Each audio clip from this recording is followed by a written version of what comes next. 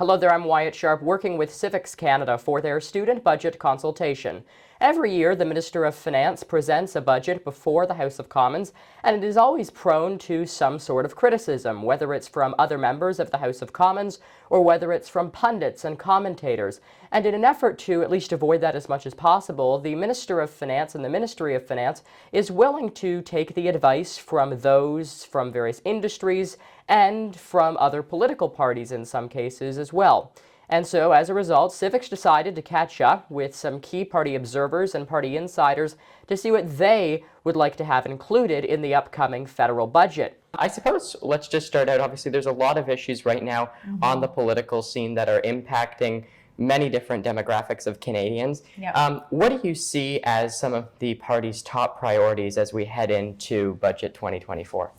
So it was funny, before we sat down, first of all, thank you for having me. It's so nice to be a part of this. I kind of went back to Budget 2023, which feels like 10 million years ago, but really wasn't that long ago. And I think the priorities will remain very similar. So those priorities last time around was big investment in healthcare, dental care, as you remember, a lot around affordability and the clean economy. The only caveat I would add to that was what happens in terms of the global issues that we're facing, and how does that find itself into the budget? Is there more spent on defense, security, humanitarian aid? I think you can expect from the Conservatives more of the same. The leader of the Conservative Party, Pierre Poilievre, has been almost criticized for his clarity of message, I'll say. He brings everything back to affordability and getting rid of the carbon tax and the impact on the family budget.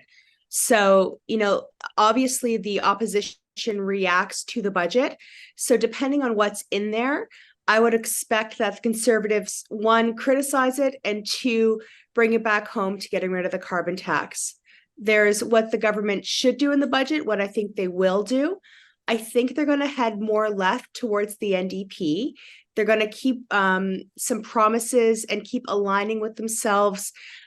We use the term shopping for votes. They're going to be shopping for votes on the left of the political spectrum, leaving the center and the center right to the Conservatives to fill that void as their party and the party that, center and center right voters identify with.